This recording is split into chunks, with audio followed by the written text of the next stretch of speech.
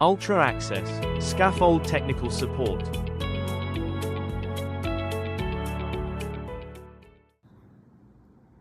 Hello, this is Jason at Ultra Access. Now I'm going to do a quick video today. I know I always say I'll do a quick one and it ends up being a couple of 3-4 minutes long, but I just want to do a quick video today about temporary roofs. So I'm out and about today. I'm not at home working from home. I'm not doing inspections. I'm out and about visiting clients, hence why I've got the sexy Ultra Access top rather than my work ones. So this is what I wanted to speak about.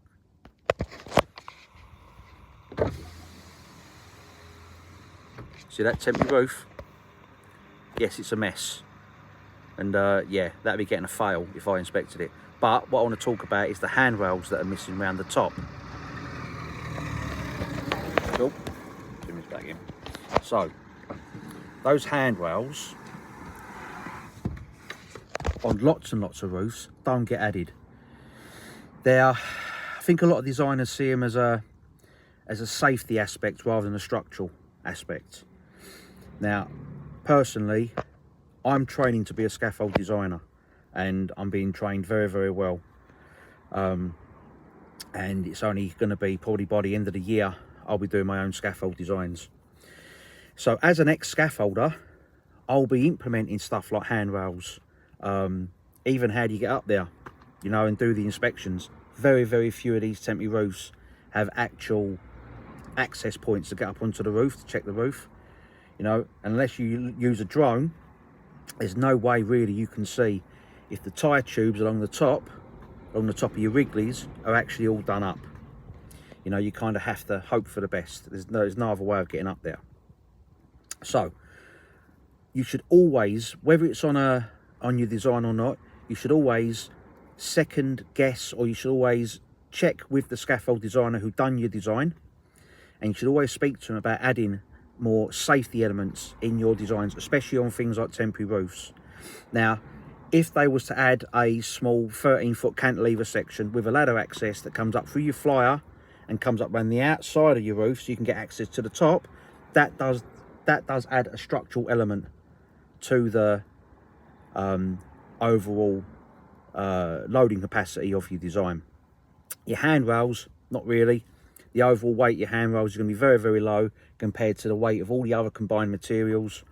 So what you have to think about is speaking to your designers. If they don't generally put this thing in there or put their aspects in your temporary roofs, you have to speak to your designers.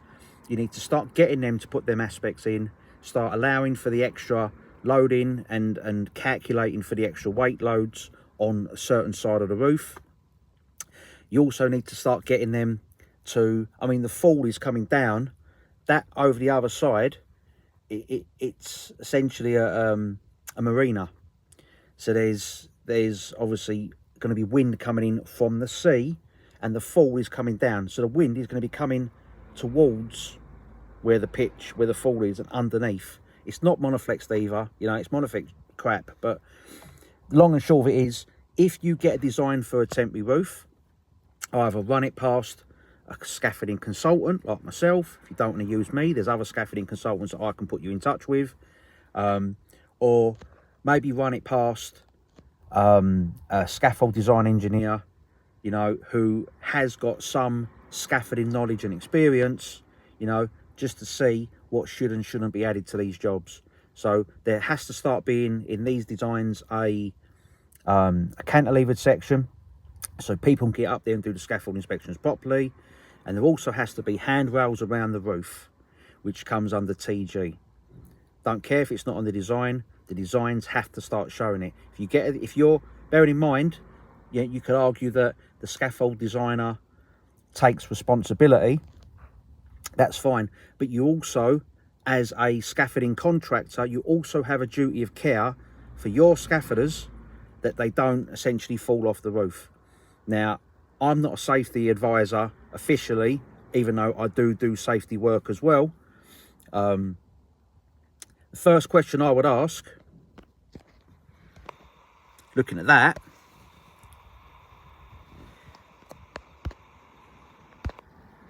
is how did the scaffolders get up there and work up there safely? You know, don't want to hear the nonsense they're wearing man anchors and all this sort of stuff, and they're not, right? It's as simple as that. How do they lay the sheets up there safely, and how do they work up there safely? You know, you quite clearly got a tube extending through a puncheon, extending through the flyer to take a rope and wheel. So they've been standing up on that roof against the pitch whilst pulling sheets up and tubes up and bags of fittings to get the sheets laid. So my advice would be, if I had a scaffolding company and I was getting scaffold designs and you was going with the cheapest option, the option you get on with, whatever it is, you've got your own favourites who you use. But if you're getting scaffold designs that don't show access points up onto that roof so it can be inspected properly, and doesn't show handrails around the roof, then you have a duty of care to, maybe not legally, but you have a moral responsibility and a duty of care to make sure that your scaffolders are working to within the confines of best practice, which is TG. All right, so I said this would be short. It's getting a bit long now. So yeah, this is Jason at Ultra Access. And if you're doing temporary roofs, you know, feel free to run and pass someone like myself. You know, I'll have a quick glance over them. As of the end of the year, I'll be doing my own scaffold designs that will have all that sort of stuff covered. So there'll be no issues. So yeah, if you've got any questions, please feel free to contact me on LinkedIn, and I hope you all have a good day. Ultra Access, Scaffold Technical Support. Proudly supporting the British scaffolding industry. With a selection of our services including guidance and advice publications, scaffold estimations, technical training and development, scaffolding inspections and compliance audits, scaffolding vlogs and videos, and UK-wide scaffolding consultancy services. Ultra Access, Scaffold Technical Support.